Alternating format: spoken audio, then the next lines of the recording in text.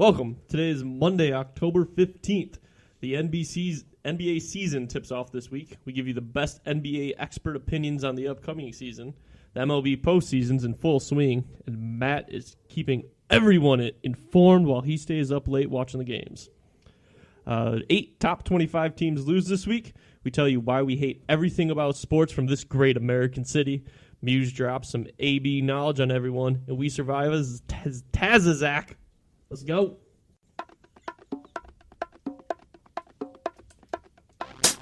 This is the Matt and Musz Show with Matt Hensler and Adam Muszynski.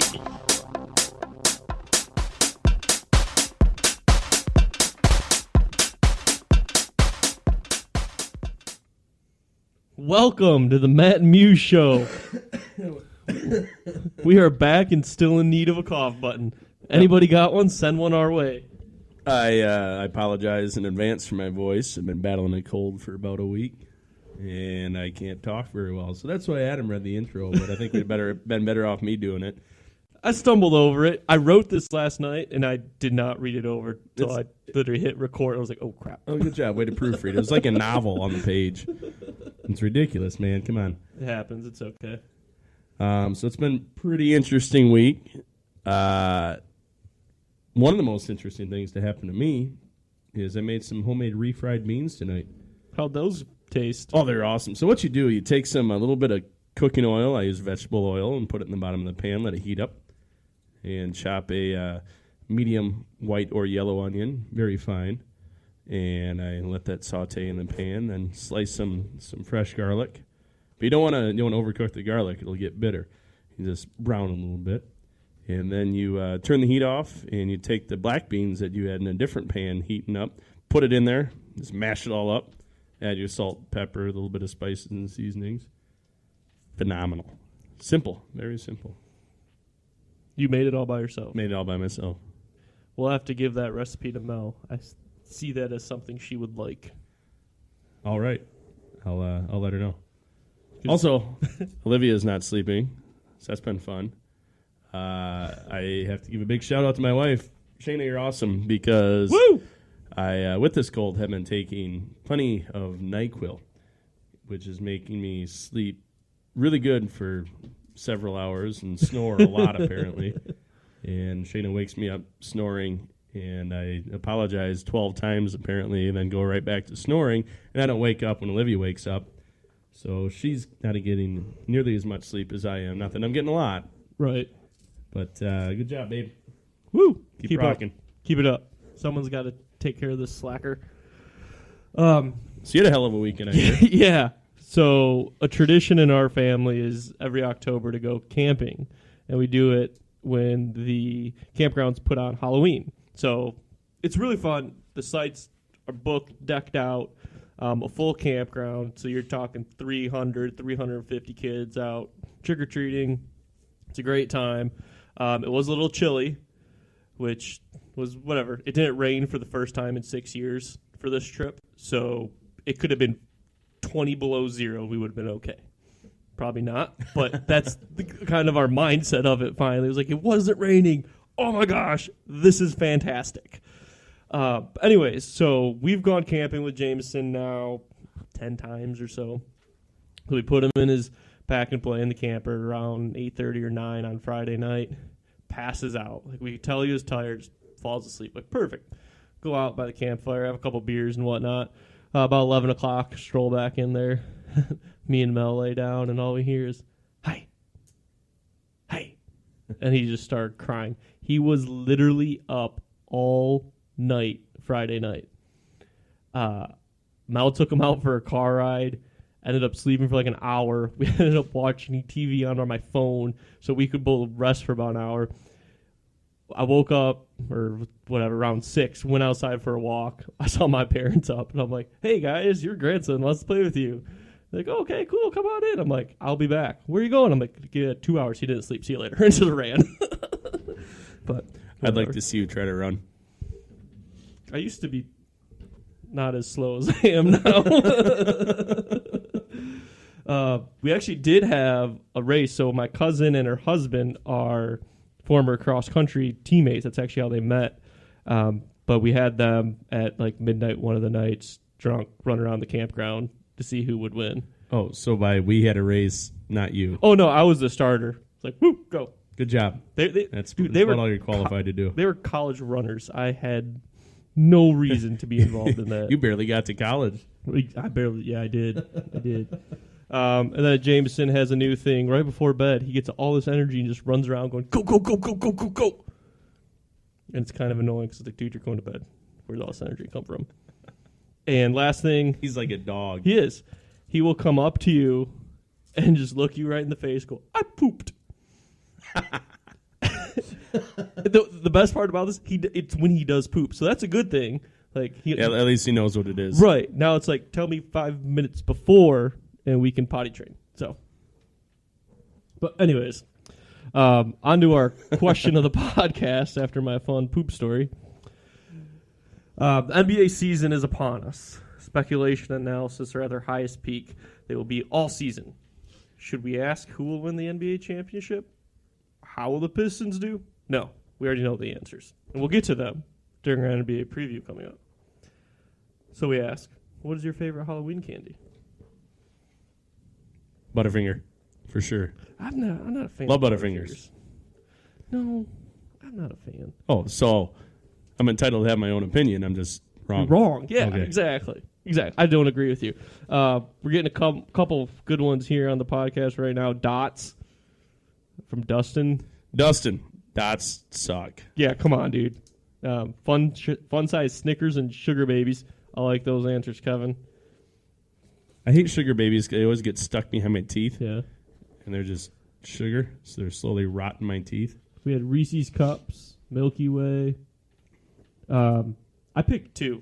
You see, what's your favorite Halloween panty? Well, I'm gonna have 2 Halloween candies because it's my show. I do what I want. Okay. You could have had 2.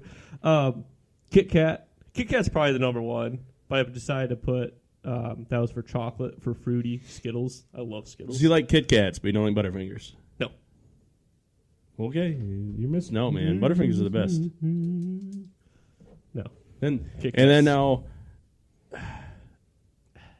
they're just what?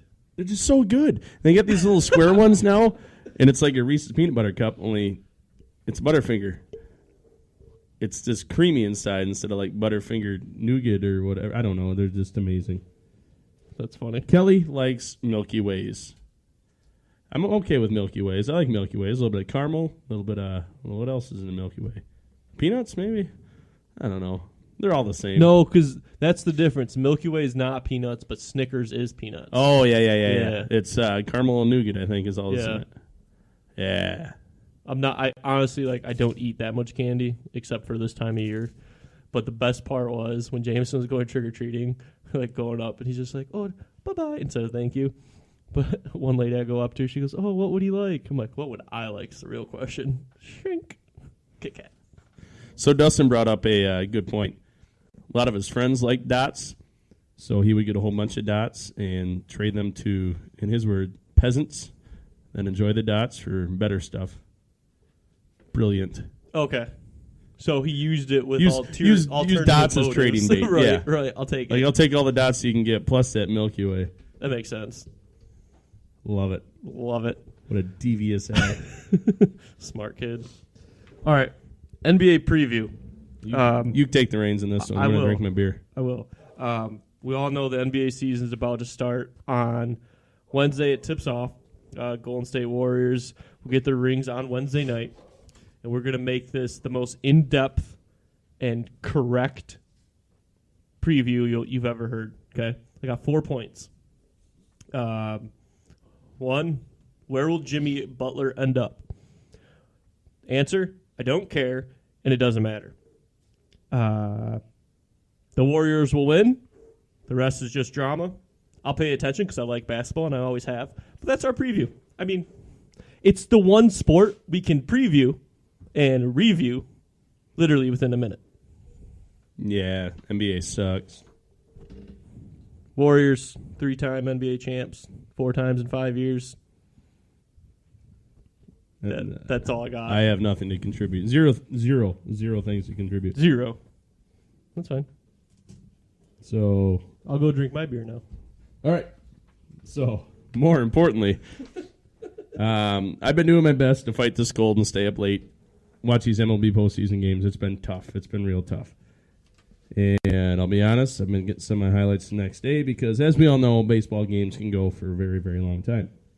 But we are in the midst of championship series time.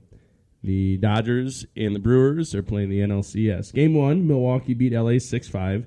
Kershaw had another poor outing. I don't know what's to really think about Kershaw. He's great in the regular season. He's been sort of battling injuries in the regular season the last couple of years, early in the season. But postseason time, he's miserable, absolutely miserable. His ERA is through the roof in the postseason. His career postseason pitching performance has been very, very, very subpar. So Milwaukee beat up on him and took game 1. Game 2, though, LA won 4-3. LA had to use 8 different pitchers in their win over Milwaukee in game 2, which is pretty outstanding to think about. There was 5 pitchers that pitched less than an inning. That's something that in this new era of baseball you see, and you never really saw that 30, 40, or 50 longer years ago. Christian Yelich, he has not been performing very well in the postseason. He's only got 3 hits in the entire postseason, only 1 in the NLCS. But Justin Turner in Game 2 for the Los Angeles Dodgers had a late 2-run home run in the 8th inning to put them ahead and ended up leading them to the W. Game 3 is going on right now as this podcast is happening. By the time this comes out on Wednesday, you'll already know what happens. The series could be over. No, it couldn't be. And on Wednesday. But the NLCS has really been something to watch. There's been a lot of power pitching, a lot of power hitting. 2 teams that are really giving us our money's worth in these games. It's really fun to watch. ALCS, Houston versus Boston. You got 2 power teams here, power bats, power arms. A lot of home runs between the 2 teams, a lot of wins between the 2 teams. Houston had 103 wins in regular season. Boston had 108. Both of those are just amazing feats. Justin Verlander, former Tiger, pitched game 1 for Houston. He was absolutely dominant, had 6 Ks. He only pitched 6 2/3 inning. Houston won 7-2. Game 2, Boston won 7-5. George Springer, he is on an 11 postseason game hitting streak, which is pretty impressive. David Price looked miserable for Boston, like he did his last postseason start. And Houston has an MLB record, 14 consecutive postseason games with a home run. That's what I got right now. It's a lot of fun. A lot of things are bound to happen here these next few games. I'm really excited. I'm pumped, man. The series are tied. It's looking like they're both going to be close. Could either both go down to Game 7. I'm still rooting for the Dodgers, but I guess we'll see. These games have been a lot of fun to watch. Passing notes to our intern over there. If you're watching live on Facebook, that was a very important crumpled up message Adam just threw funny. to the couch. Our intern's going to laugh at it.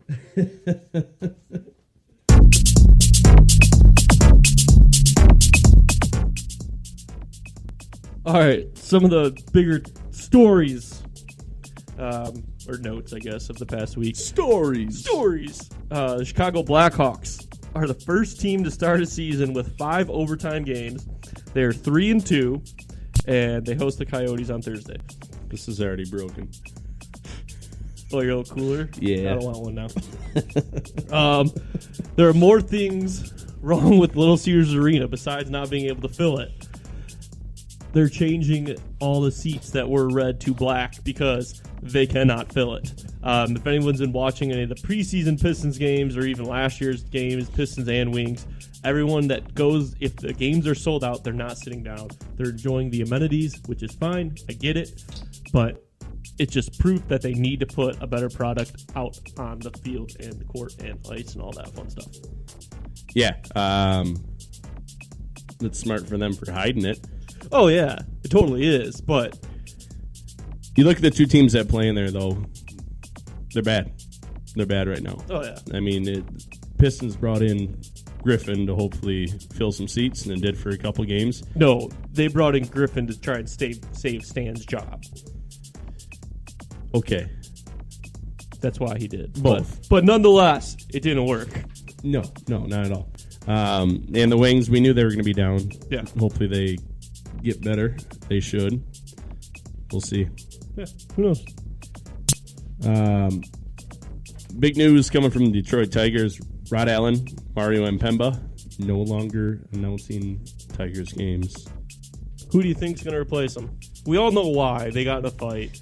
Over a chair or something. Yeah. There's a whole article if you want to read. I looked at it. It's way too long. I'm like, I really don't care that much. Those articles that are 3 minutes long are just real tough to read. Right. That's why I don't blog, man. It's one of probably the more prestigious announcing positions in all of sports. Announcing for the Tigers, I think. Why? The history of the team. It's baseball. I feel like baseball announcers just in general there's something about, like, especially me, like, I always like listening to baseball on the radio. It takes a lot of talent to announce a baseball game, right? Because it's 9 innings of what a lot of people think is boring, right? And you are bringing life to it, and you're able to do that for 162 times in a season, and to be able to do that and to be an announcer to bring life to something that people don't really necessarily understand at times, pretty amazing. You think of the announcers in the past that MLB have noted having. Bob Uecker, Ernie Hallerball. I mean, you got fantastic people that are in the Broadcasting Hall of Fame because they're just so good to listen to. Harry Carey, another one. Right, exactly. So, I don't know. I think just with the Tigers' history of being decent and being around for as long as they have been and being in Detroit for as long as they have been, I think that makes a good opportunity for someone new to step in. Any guesses? I know I heard today from Matt Shepard, he said he hasn't been contacted, he hasn't talked to anyone about it. That could be his just way of playing it off as not telling the public anything, which would be smart on his part. But do you have any inklings or anything? I hope it's not Matt Shepard. Me too. He's kind of boring to listen to. He's not kind of monotone-ish. Yeah, kind of like me. You know, it's a Matt thing. It's a Matt thing. I honestly have no idea who it could be. I would obviously think that Matt Shepard, Kurt Gibson be next in line because they did so many games already. Right. But I don't think they'd be the best fit. Right. That's the only reason I kind of thought those guys is just because they've already done it. But I think with Shepard and Gibby having other responsibilities as well, I don't think they'd go for it. I'm the same way. I'm not a big fan of Shep on the radio. Craig Monroe. That'd be sweet. Craig Monroe. I move him up. He's probably like my favorite Tiger. I like him. Semo action. Right. Craig Monroe, and then get somebody with a really thick accent, like have Victor do it. There we go. There you go. That'd be sweet. Be really difficult to understand, but he could just be the color commentator. Maybe you could do it. No. I would love to, but then I couldn't play softball. Milky Way, Peanut, M&M's. Melanie says 3 Musketeers and a payday. At the same time, like you make a 3 Musketeers payday sandwich. Again, she is picking 2 instead of 1. I didn't know 2 was an option. He said favorite Halloween candy. I took candy as a singular candy, not multiple candies.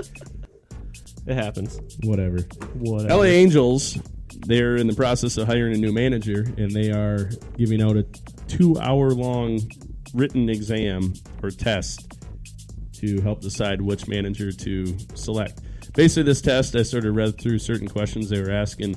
It is not necessarily game time situations, but these are things that you have to do to fulfill the job requirements. Right. How would you handle it?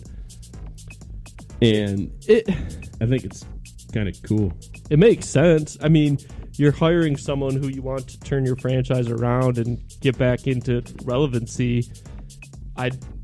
you're paying someone millions and millions of dollars. I don't mind it at all. I mean, do what you got to do to get the right hire. Yeah, and this isn't the first time it's happened. I can't remember the team now. It has been a few years. There was another team that gave out tests for potential managers, and I think it's very, very smart. I mean, if these managers aren't smart enough to be able to write out what they're thinking, yeah, you can do everything you want game time, but to sort of, you're essentially planning when you're filling this test out. I mean, that's very important. And, I mean, like you said, it's a multi-million-dollar job. Yeah. You're being committed multi-millions of dollars over multiple years. Like, assuming you don't suck. Right. It's not. Yeah, I don't blame it at all. I think it's kind of neat, though. Sticking with the MLB, a article came out just under a week ago about MLB, managers in the postseason are being asked not to have umpires check the pitchers for foreign substances.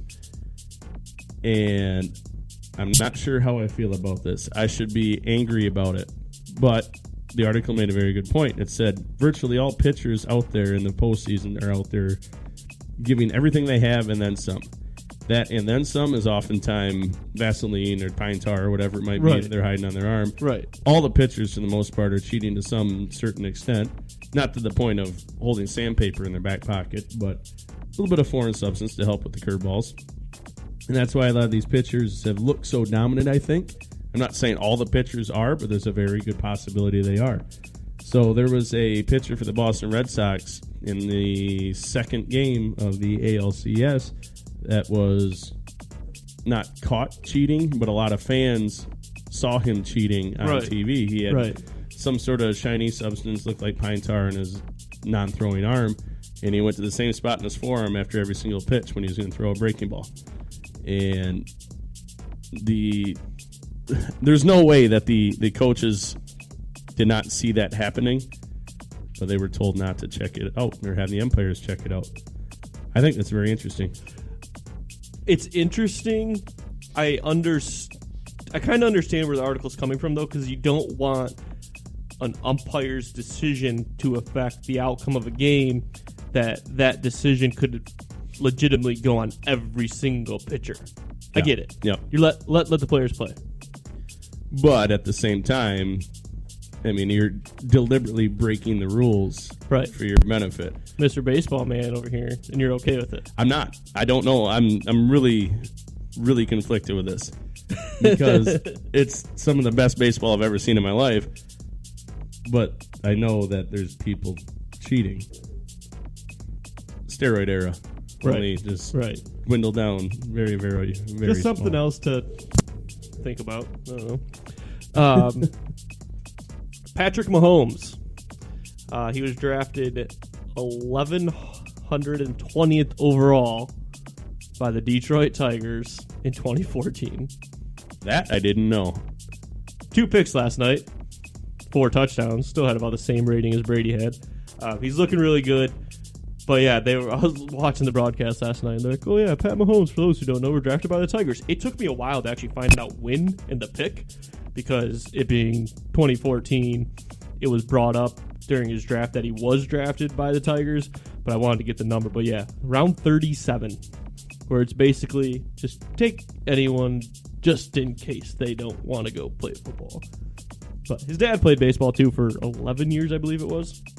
So not too unsurprising. A lot of people did say he had a very good possibility of making the pros. He was super young then. I mean, 5 years ago, the dude just out of high school or just still into college. And after 2 years in college, he decided to focus just on football. And it's paying off for him right now. Oh, for sure. He's having an outstanding season. But he did throw interceptions last night, 2 of them. And his first one, he just completely got fooled. They stunted a blitz, and he got picked off by a linebacker. That's embarrassing. Don't get picked off by a linebacker. It's the reason they play linebackers. They're gorillas. I'm shocked by his confidence of being able to go into that halftime down to Tom Brady and still come out and be like, you know what? No, screw you guys, man. I'm not afraid. I'm still going to sling the ball around. He has literally nothing to lose. He's proven that he's a good quarterback. He might as well just give it all he's got. Yeah, exactly. Derek Carr cried after getting sacked on Sunday. The whole Raiders organization needs to cry because they suck. That's really all I have to say about that right now. Derek Carr cried. Marcus Mariota was sacked 11 times by the Ravens. I'm fairly certain that Marcus Mariota was sacked more times than he had completed passes. I believe that is I think true. he only had 10 completed passes, unless I read it wrong. I think it was 10 completed passes and 11 sacks. He did not have a very good fantasy week. Him and Winston are 4 weeks away from being considered busts. Jameis Winston, since he told his teammates to eat the W, has not won a game. Are you serious? Yes. I didn't know that. Yes. That's funny. Mariota, I almost feel bad for him because He's a nice guy. he is, and that there's no reason you should be sacked 11 times. Right. You're playing against humongous offensive linemen. Why is he getting sacked 11 times in a professional football game? Oh. It's embarrassing. Vontez Burfict will not be suspended for a dirty hit on Antonio Brown. Have you seen it? Yes. Yes, he should be suspended. What if it was on Julian Edelman? He should have. No. Two guys already had the receiver tackled. I don't even care if it wasn't Antonio Brown. No, I know what you're trying to do here. We'll get to more Antonio Brown later. No. Two guys already had him. He was coming to the ground. Burfict went after him, shoulder to the head. Yes, technically that's not illegal. But that was a dirty hit. He was going down the ground. There's no reason he needed to get in there. No, I agree with you. That was a bad hit. The fan, well, if you didn't see it, Tyreek Hill in the game last night, Sunday night against the Patriots, Tyreek Hill somehow got open. He jumped up, landed, had two people around him, and was still able to outrun everybody to the end zone. So essentially, he stopped, jumped up in the air, landed, and was still able to outrun people. Scored a touchdown, went to the crowd, got flipped the bird by 3 or 4 fans, and then another fan threw beer on him, threw right in his face mask.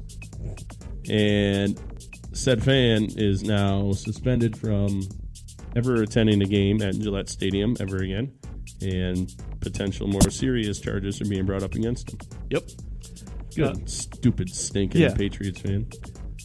Don't throw beer at people. It's a waste of beer. Yeah, unless it was gross beer, and then you can throw a gross beer. Light beer. No one likes light beer. In September, New Jersey sportsbooks brought in a record-setting $184 million. I got more numbers for this, too. Football accounted for $88.6 million. 104.9 were placed online. New Jersey won a net of $24 million overall in September for sports betting. That includes over 9 just coming from football. They have made, since legalizing it in the last 4 months, the state on taxes have generated $4.1 million. Why are we not doing this in Michigan? Let's fix Or our everywhere roads, else? guys. You, on average, if this trend continues, $12 million a year just to let people gamble. They're going to do it anyways. Tax them. So they did put in Vegas's numbers, which I believe we'll see a downfall of them. $450 million has been bet on average in the Nevada sports books each September in the last 5 years. As it legalizes everywhere else throughout the United States, that number will obviously drop, but that's money that's out there. That's the legal money that's out there, not counting your buddy that's the bookie down that owns the bar, you know? Yeah, absolutely. I think this is something that needs to come to Michigan. We already got casinos in Michigan. Yeah. Might as well put this right on the docket. The SEC is penalizing LSU $100,000 for fans rushing on the field after they beat Georgia. I think that's BS. I do too, actually. I mean, you beat Georgia. You weren't expected to beat Georgia. You beat Georgia, and your fans get all excited. They rush the field. They can do it in basketball. They don't get fined. They didn't tear down a goalpost. They didn't cause any sort of ruckus. They were just excited, and they rushed the field. But the SEC, because they think they're all-powerful and nobody can touch them, that they get fined. I hate it. Hate it. I hate the SEC. I hate the SEC, too. Stupid SEC. Stupid Nick Saban. Stupid everything down there. Brooks Koepka was named PGA Tour Player of the Year, which is voted on PGA Tour golfers with over 15 sanctioned events. Congratulations. Cool. He had a great year. Yeah, he did. The Women's USA national soccer team, they beat Jamaica the other night and have qualified for the Women's World Cup. Awesome. So congrats to them. We would love to have you on the show to talk about your game. Right. Speaking of soccer, the MLS and Liga MX have toyed around with the idea of forming a North American Super League. Liga MX is out of Mexico. Possibility of forming with the MLS could be Canada, the United States, and Mexico all in one soccer league. I love the idea. Soccer is a worldwide sport. Why not have a league that encompasses entire North and Central America? We could call it NAFTA. Because we abolished the old NAFTA. Right, because we don't belong to that anymore. But that's all the politics we're going to talk on that. The North American Football Team Alliance. Football. Week 7, college football. What a week it was. Game changing. So far from what I've been able to gather from what happened after week 7, Alabama's in. After that, I don't know.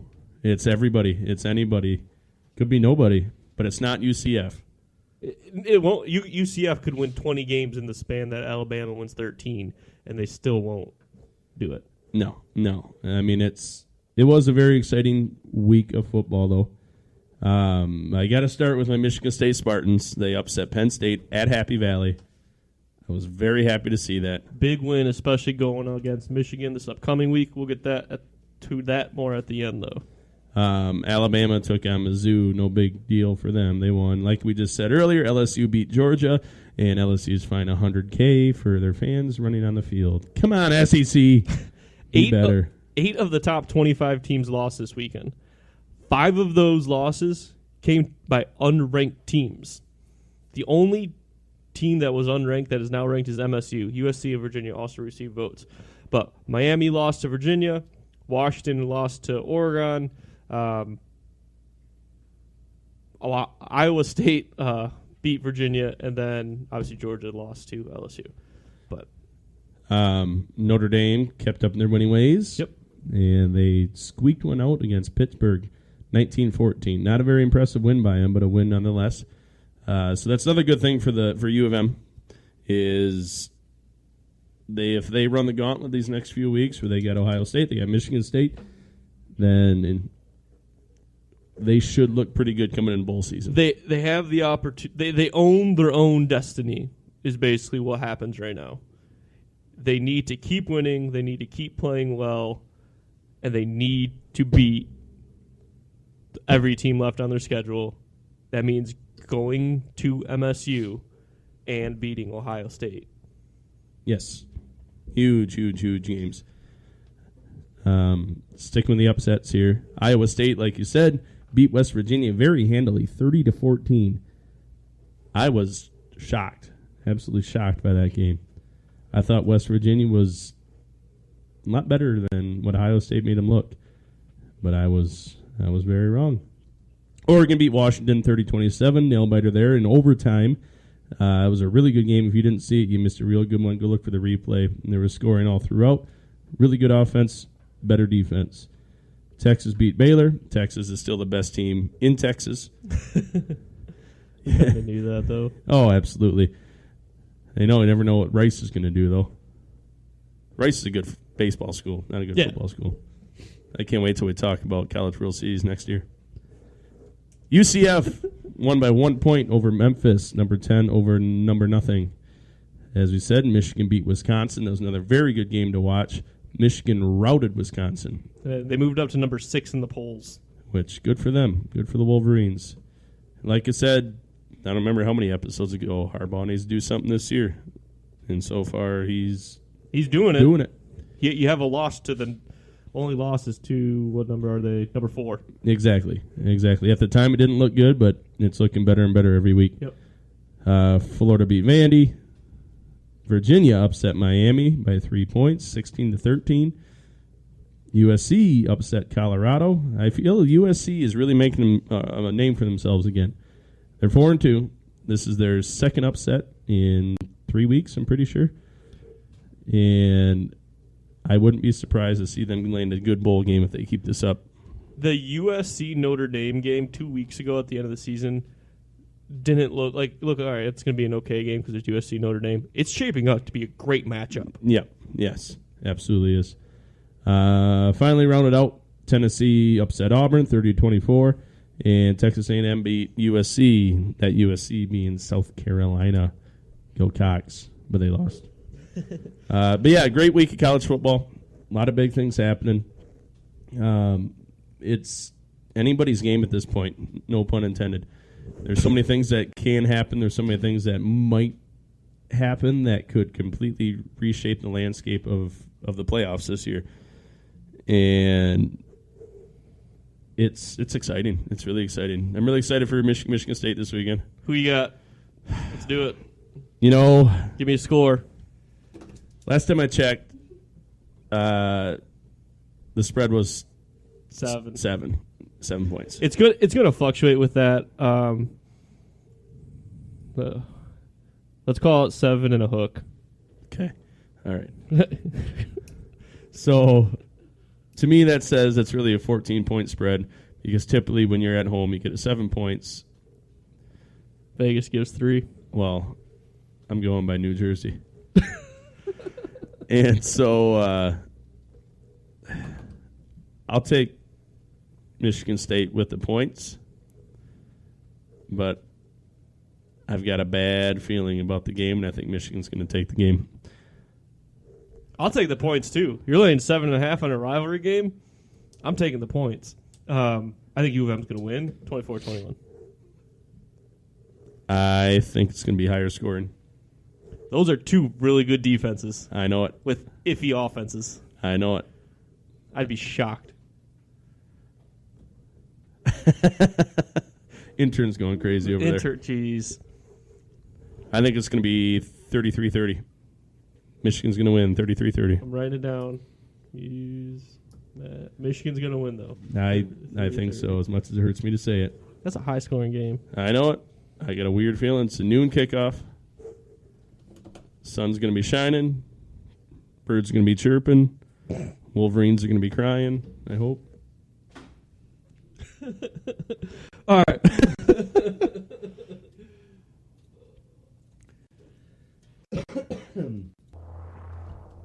This is our stat/fact of the podcast.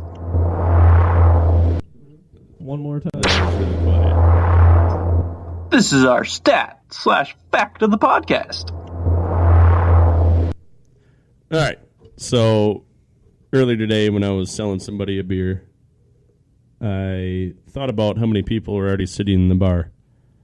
And I came across this stat. And I said, how many people are in the bar right now is what I looked in Google. And this is kind of interesting. Look out, everybody. Woo! Coming in hot.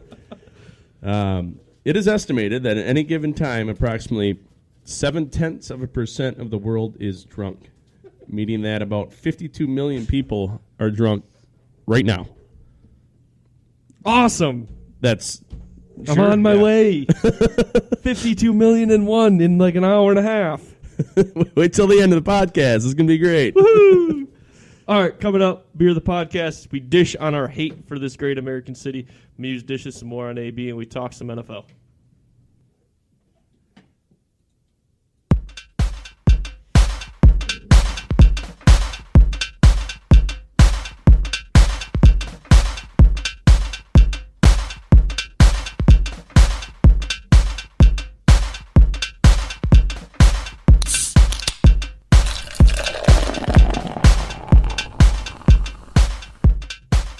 Oh, yeah, Beer the Podcast time.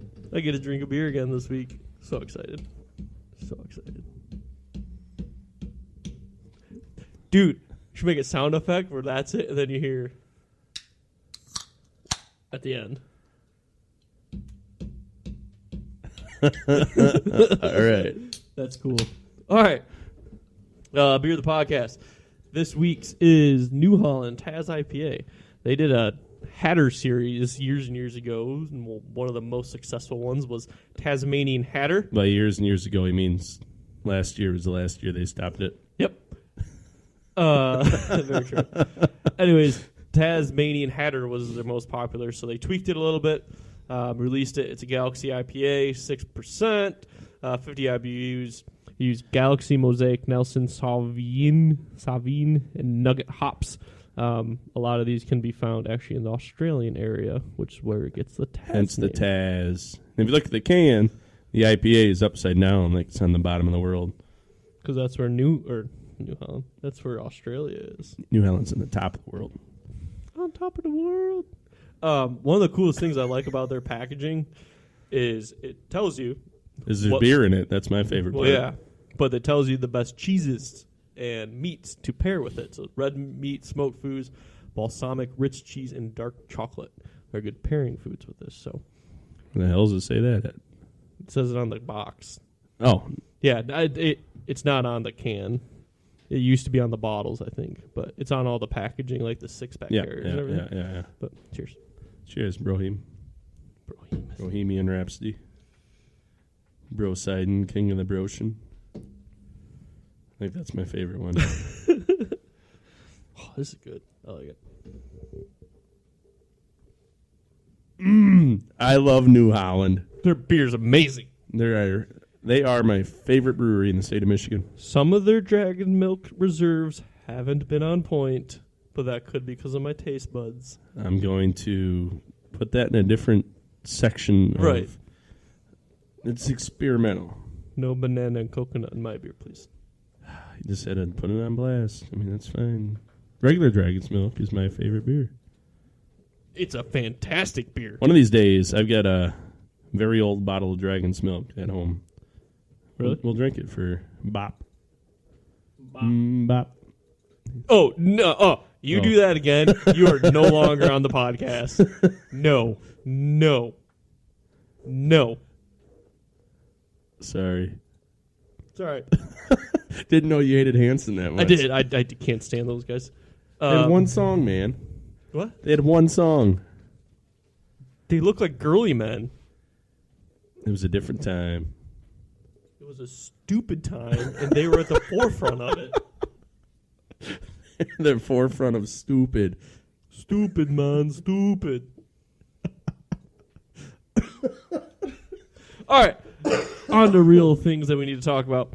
Watching sports on cable TV may be a thing of the past. Unfortunately, I am a millennial, as you are as well. Yeah. But yeah, we cut cables, man. You have not. Not yet. I have. I haven't figured out the best way to do it, and I don't want to do the research without cable. I still want the cable, but still having the cable makes me postpone doing the research to not have cable. It's kind of a catch-22 I'm stuck in right now. There's a lot of streaming services out there for live TV. I typically use the Mooch Off My Parents app. How much does that cost? I give them some beer every once in a All while. right. That's a heck of a deal. Yeah. So I mean, that's there's plenty of options out there, and I mean, really, what I did, I came across an article that sort of said that, I mean, in the next several years, all these big contracts that the major leagues have with different TV companies, it's going to be up for sale again. Right. So MLB expires in 2021, NFL 2021, 2022, digital rights to Thursday games in 2020, NHL is 2022, and NBA is 2025.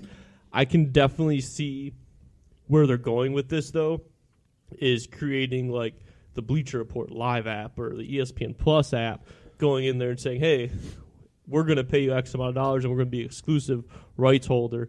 So then subscribers have to pay them to get to these games. I get it. That's where we're going. Once the first group does it, the rest will follow. I do believe, however, the MLB is not going to be the first, even though theirs is up first. No.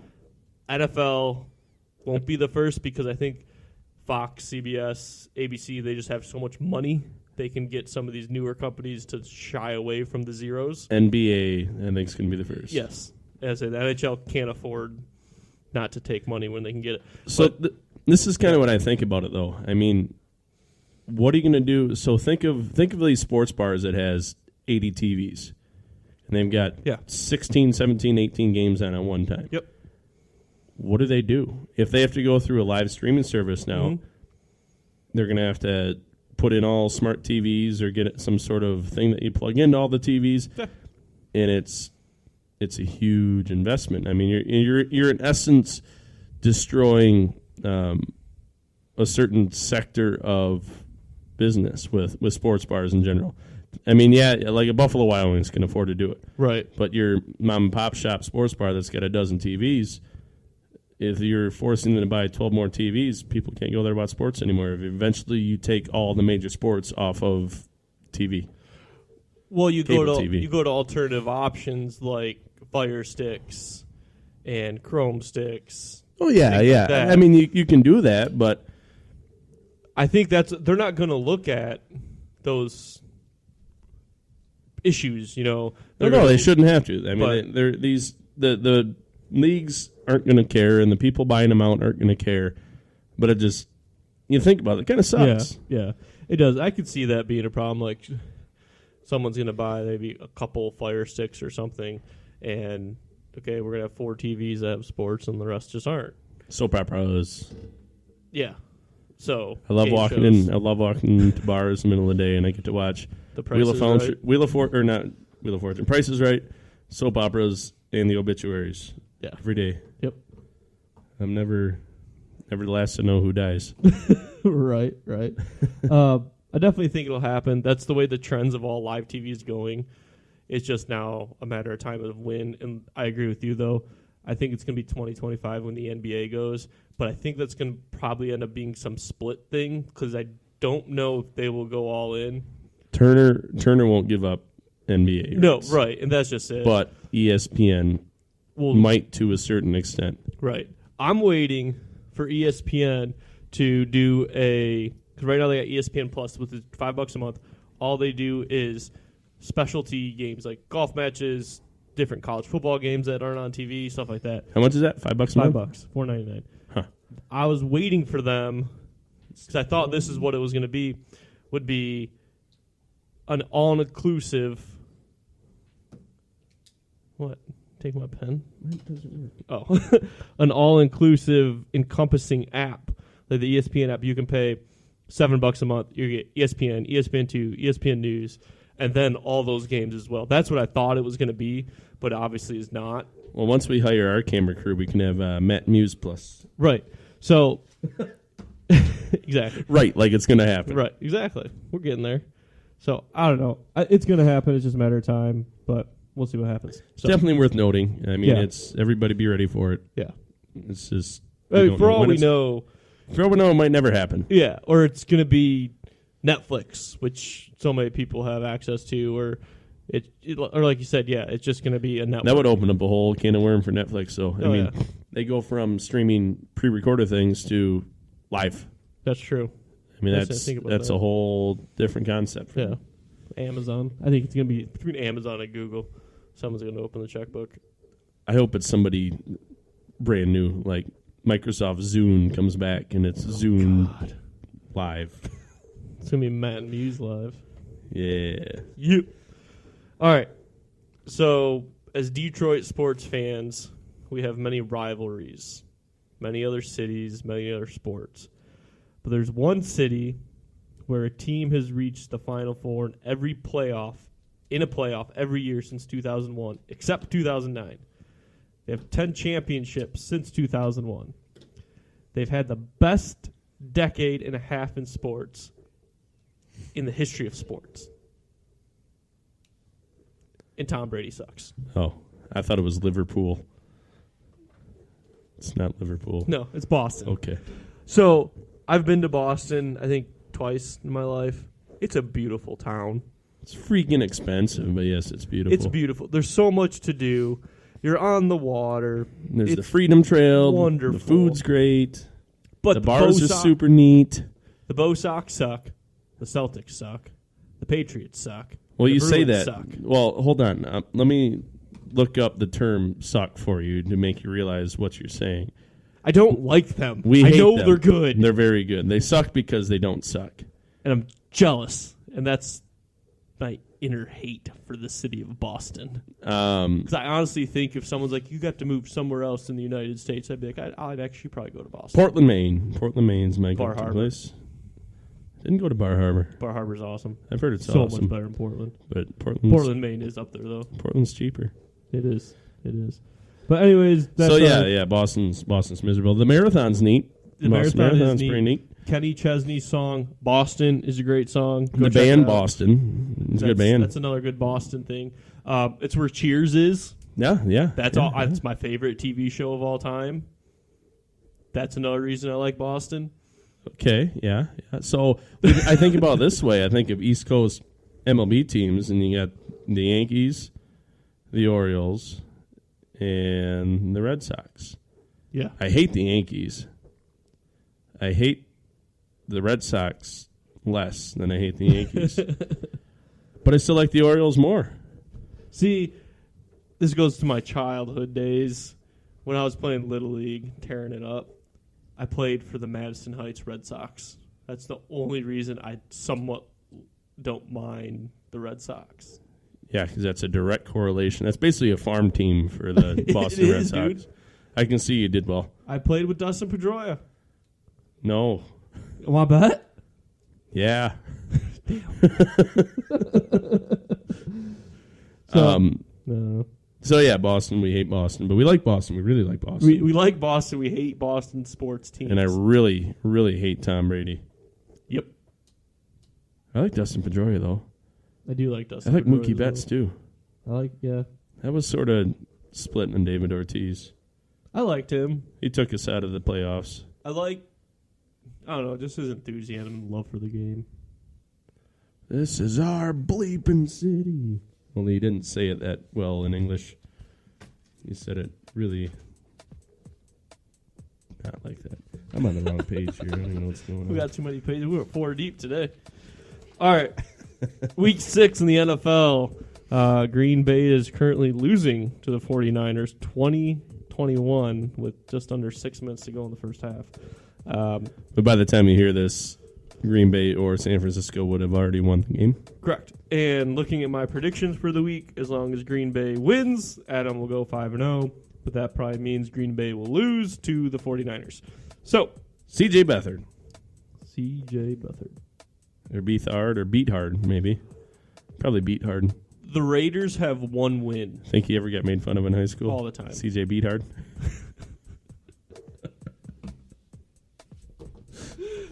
The Raiders have one win. When is Jon Gruden going to get canned? Can you imagine how much money he's got to be making right now compared to what he was making as an ESPN just booth guy? He was making $7 million with ESPN. Highest paid ESPN employee. Corona, I'm sure, was paying him a pretty penny. Yeah. He is now making $10 million a year to coach a 1-5 Raiders team.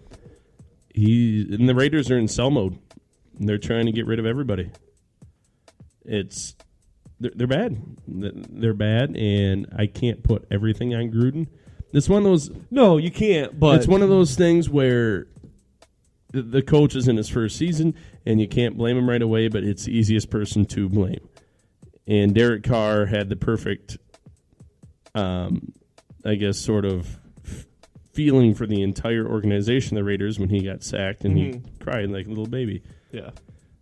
I think it's too early. I think it's way too early to say anything. I don't know. I think him being out of the game for 10 years, yes, he was still an announcer and everything, but him being removed from a coach is starting to kind of weigh.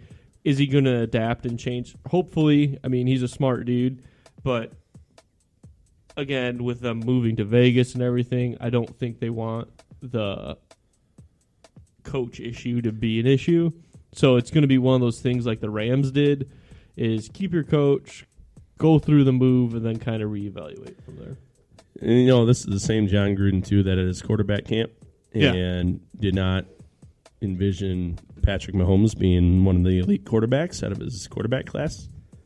And I think that's really funny because he's obviously one of the elite quarterbacks out of his quarterback class. He is. But, I don't know. Way to go, Johnny boy. Johnny. I still like him. Oh, me too. I love the dude. Like, don't get me wrong. I think you just kept sucking down Coronas, maybe. I think so, too. You could have made $10 million at ESPN eventually. So, but he's probably making close to 10 between the two. I'm trying to find the Corona numbers. I just can't find them. But that's probably in pesos. It's probably not public. So, anyways. You didn't laugh at my joke. I did not. It was not good. Great, fantastic joke. Le'Veon Bell was spotted in Pittsburgh today at a gas station. However, I don't believe it. Sources say he will not report this week. I don't believe it either. It was some dude called into a radio station, so they saw him. I don't believe it. Should Pittsburgh stick with Connor? Well, when Bell doesn't show up, they don't have a choice. Well, yeah, but say Bell shows up. I think absolutely yes. I think you let Bell dress and you sit his ass on the bench. Leave him on the sideline. Yeah. I mean, he wants to be in Pittsburgh, apparently, but he obviously is not showing that. So I'm with you. Like, if he comes back, like I'm a Steelers fan, but if he comes back, no, dude, like, you're done, man. You screwed us. Connor's doing a great job.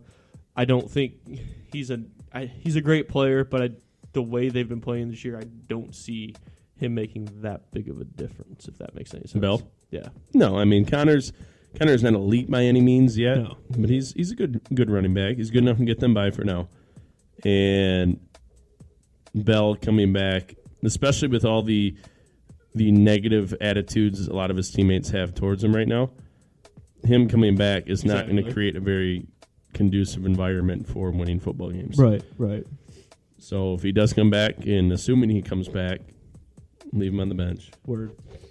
Some teams are starting to shop. Patrick Peterson, Larry Fitzgerald rumored to possibly out available. Oakland, Amari Cooper. They got a couple other defensive players that are going to become available. This trade deadline, which is typically very quiet in the NFL, is shaping up to be pretty loud. Yep. It's, like I said before, Oakland's selling. Last I saw, Oakland wants a first-round pick for Amari Cooper, which could end up giving them a second first-round pick or second high first-round pick, because they're not going to be good. They're probably going to be close to the bottom of the NFL, so they'll probably be first, second, third pick in the draft, I would guess. And if they get another first-round pick with Amari Cooper, that'd be really good leading next year. And Jon Gruden may be way smarter than we realize. Right. I know. That's just it. 2 years down the road, they might win a Super Bowl, and I'll be like, oh, you do know what you're doing. And then I will buy him all the Coronas in the world. Right? I'm game. So the Bills are 2-4, and the Eagles need a running back. Shady coming back to the brotherly love city. Very possible. I think it'd be awesome. I love Shady. He's not obviously what he was when he was with Philly the first time, but looking at how he left Philly with the what's-his-face issues now back in college, I think it's a match made in heaven, man, if they can pull that trade off. There's so many injuries that's affecting that backfield right now in Philly. The Eagles need to be win now, and I think this would prove to everyone that they are in a win now mode. Because right now... They have everything else. Right, exactly. And you're looking up at Dallas and Washington in your division. Yep. So, Antonio Brown. Well, yeah, this is when Adam gets his rocks off talking about AB. You make fun of me all the time about Antonio Brown. Because I have nobody to be proud of. I know. Except for Jeff Heath and Jeff Janis. I just want to tell everyone why I love Antonio Brown so much. It's not a poem. It's just some information. I wish you'd have wrote a poem. Maybe a haiku. I should have. I should. Should we save this to next week? No. I don't want to do this twice. I kind of want to save it till next week, but I probably won't write a poem. So, since this isn't on video, I just want to explain to everybody. Adam's face right now, he's blushing. He can't stop smiling. His eyes are lighting up like he's seeing the love of his life for the first time from across the crowded ballroom. This is wonderful for him. He had to adjust his hat because he's sweating so profusely. I'm going to tell you why, and I'm still going to write the poem. That's what I'm going to do. It's going to be a win-win. Because now I don't not want to tell you, but I still want to write a poem. And that's how we'll open the show next week. Tease it. Boom. Antonio Brown. Never forget, Matthew, what he's been through. Basically homeless at 16. Sleeping in motels, friends' houses, couches, anywhere. Unranked in high school. He was a quarterback at a JUCO college. Called Butch Jones. Hey, I think I can come play for you. You recruited me before. Well, he left West Virginia to go lead the Chippewas. He said, you can come to Central. You got to pay your own way the first year. I don't got any more scholarships. 6th pick. 22nd receiver taken. Or 6th round pick, 22nd receiver taken. Arguably now the best receiver in the NFL. He a chip. Active receiver. Yeah. Okay. In the NFL. Yeah, I'll give it to you. Okay. I mean, I like Antonio Brown. I just have to give me crap because it's really easy. I know. I like him too. But no, that's it. Like, he's from my school. That's probably why I like him a little more. But everything he's gone through, dude, like, good for you. No, he's had a hell of an experience. I follow him on all social media and everything. He's a great dad to his kids. You know, he's involved in as much as he can be, and I don't know. I like him. Deal with it. I'm writing a poem. Have you ever wrote a poem before? Yeah. In high school. Which was like 15 years ago. I used to write poetry. Did you? Yeah. I wrote Melanie love letters and poems when I was younger. Now I probably should do that again, actually. Maybe I should write one to Melanie about Antonio Brown. You think she was yelling at you a lot before. So, if you're still listening and you heard our prediction for the U of M game, me and Mel were having a great conversation about the MSU U of M game and what our prediction was going to be. And I totally stole her prediction on Facebook Live earlier in the broadcast. Yeah. She was not happy. She was not impressed. No. I've never seen a pregnant woman throw a piece of paper so hard at somebody. And I think it dented the wall. I think it did too. Sign her up. Sign them up. Speaking of throwing hard, they are in the works to remake the movie Rookie of the Year. Oh, I saw that. That was like my favorite movie of all time back in the day. So it's not The Rookie, for all you people that get him confused. The Rookie's the one with Kevin Costner or whatever. Yeah. And he's like an old guy, and he goes back, and he pitches like an inning in the MLB or something like that. The Rookie of the Year is when the kid plays for the Cubs. Plays for the Cubs because he like tripped on a baseball on his way out in the field, and he like broke his shoulder, and he healed in such a way that all the tendons made him throw like 98 miles an hour. He was like 12. And then he tripped on a ball again and rebroke it. And then he struck out the big bad hitter by throwing lob balls. Such a stupid movie, but I loved it. I'm so excited. So they're in the works of remaking that, which is really exciting. So nice. Thanks, Mel, for throwing that really hard so we could talk about this. Yeah. Pumped. Good things. Good things. Very good. Charlie on the line? Let's bring him on. All right. Charlie Carlos Dizzle. He's been on our overtime show. I believe is number 2. Go take a listen, mattnews.com. But what's up, dude? How you been? Cold, but I've been good. How about you guys? No, good, I guess. Nobody's ever asked. Right? I'm not used to that happening. Well, you've never had anybody like me on the show. Well, you have, but it was overtime. Right. We'll have to get you on here again. So, for those who don't know, Charlie and I went to high school together and best man at my wedding, all that fun stuff. Been friends ever since. But give us a little blurb about yourself, man. A little blurb about myself. I consider myself the biggest sports fan on the planet. Not to brag, but no, I'm super into all sports. Really, baseball is my go-to. Right. But I watch football every Sunday, and it doesn't matter what it is. I'm watching the Peru-USA game tomorrow night, so nothing's off limits. Soccer, that was, in case you didn't catch it. Right. I thought you were talking about the upcoming handball match. Well, I would watch handball. If it was on TV, I'd watch it. You would, too. That's the sad part. You've been big into Peru soccer lately. Yeah. There's reasoning behind that, but yeah. Yeah, okay. Just making sure. All right, let's get into the games. Denver at Arizona. I got Arizona over Denver, mostly strictly on the home team. David Johnson is going to do his thing. He's got to break out eventually, right? So give me Arizona over Denver. You see, I can't agree with that simply because of David Johnson. He's on my fantasy team, and he has disappointed me every single game up until now, and I don't want to put any money on him because I want him to do well in my stead. So, Denver, I guess. I'm going to go Arizona because they're going to get a win eventually. They have one. Again. No, I know they're going to get They have one. But why not beat Denver, who doesn't look good either? I don't know.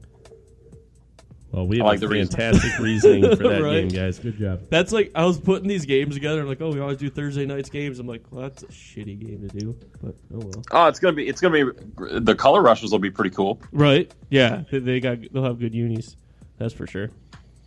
All right, New Orleans at Baltimore. I got New Orleans in a shootout. I don't think there's going to be much defense played there. Michael Thomas is going to score 2 touchdowns. New Orleans in a rout. I'm gonna side with you on that and say New Orleans. They're coming off a bye week, and Drew Brees just came off of a record-setting game, and I think he's just going to keep the momentum going forward. I think he's going to have a hell of a season. Yeah, I think he's going to keep rolling with this. I think so too. I'll take New Orleans. They're the only thing good in the NFC South, and I don't think Baltimore's all what people think they are. So, Cincinnati at Kansas City. I got Kansas City. Arrowhead's a tough place to play also. Sunday night. And Kansas City's proven to be one of the better teams in the NFL, even when the Patriots were giving it to them. They came back and made it a game, and if it wasn't for the NFL's terrible quarterback rules, they might have won that game. Give me Kansas City over Cincy. Oh, yeah. Yeah, so this game got flexed, which I'm glad, because originally it was the Rams at the Niners. But yeah, I'm agree with you. I think going into KC, that's going to be a great matchup. I think the home field is what makes this game. I think it's going to be a close game no matter what, but I think being at home for Kansas City's and Arrowhead being so hard to play at for Cincinnati is going to be the determining factor. KC all day. Pat Mahomes still looks like a stud. Tyreek Hill can outrun a freaking gazelle. They're going to take it to him, absolutely. Cincinnati's going to slow down. I think it's going to start this week. Monday night, Giants at your Falcons. I may surprise people with this pick. Give me the Giants to beat Atlanta. What? Giants, Odell Beckham Jr. is the real deal. Saquon Barkley is going to win the Rookie of the Year in a landslide. And Atlanta's got the 30th ranked defense. I think they score a lot of points. I think Matt Ryan makes enough mistakes for the Giants to win the game. And it seems to me like every time Eli's back is against the wall and they talk about trading him or releasing him or anything, he does something to make you go, oh, yeah, he won 2 Super Bowl rings. He could still play. Give me the Giants over Atlanta on Monday night. So we did say in a past episode that Eli Manning's the 5th best Manning, putting him right at the bottom. Yeah. And I still hold true to that, but I'm still going to go Giants. And I agree with you, Charlie. I mean, they got Odell, but they've also got Sterling Shepard, who's having a fantastic season so far as well. Eli had a bad game this last week, but he's going to come back because he's, like you said, he's got all that pressure around him again. And Saquon just, come on. I mean, he's doing things out there that are inhuman lately.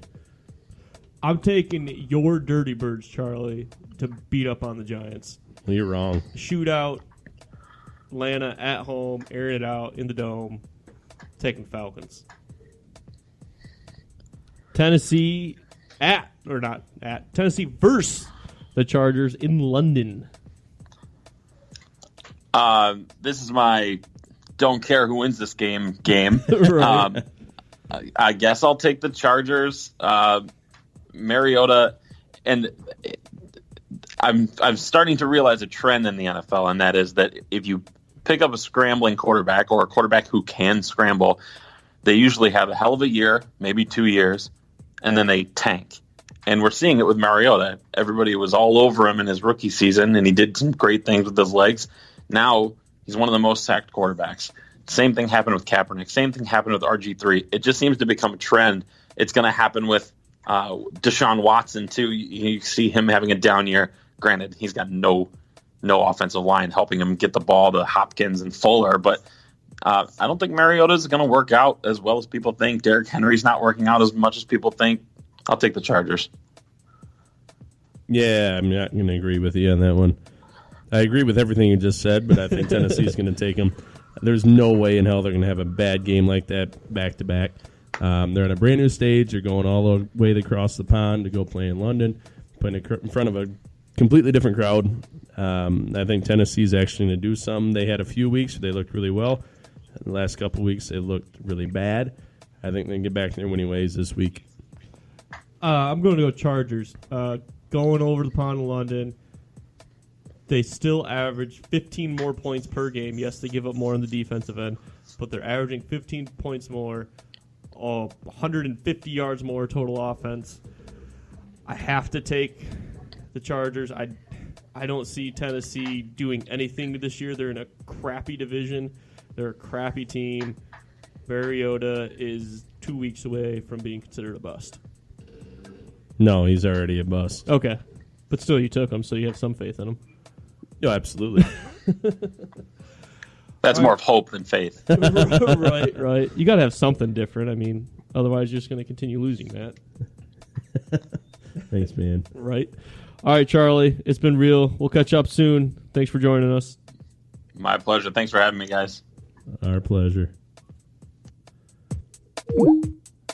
So, about these losing ways. This past week, I picked Kansas City to beat New England at New England because the last several times that Kansas City went to Foxborough, Alex Smith was able to pull it out. Well, these last few times that Alex Smith was able to pull this out, quarterbacks weren't treated like a Fabergé egg.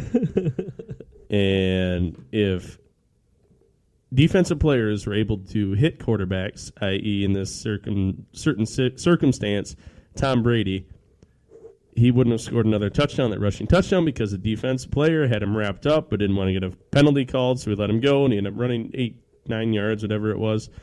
You cannot touch these quarterbacks, and defensive players are getting so confused. They don't know what to do. There was another roughing the passer called this past week in the NFL where the defensive lineman put his hand up, and he literally just grazed the front of the quarterback. Flag thrown. Why? I don't know how. I don't know why. I don't understand it. And it is my belief that those exact rules/penalties have led to the current demise of the NFL and the success of the New England Patriots this last week, which to me says I didn't deserve to lose that in our pick'em, and I deserve a wash. You're asking me to... Because the NFL sucks. I deserve a win because the NFL sucks. Our show is almost entirely based on the NFL. Sucking. It sucks. Hate the NFL. Can't do it, man. You just need to pick better teams, dude. I'm just going to highlight it in red. No. Is that all you're mad about? Yeah, pissed. It's ridiculous. Tom Brady was sacked. They should have blew the whistle based on whatever their laws are or rules are, but they didn't. All right, all right, whatever. That's my rant. We can talk about it more next week. One game left this upcoming week. I got all 4 right. You and Brian each got 2 correct. That thrust me into the lead with a staggering number of 20-9. What am I at? You would be at 17-10. Nope, 17-12. Ugh. Then our guests would be at 18-11. They're better than me. It's not that hard. No, it's not. My daughter's 4 months old, and she's better than me. Yeah.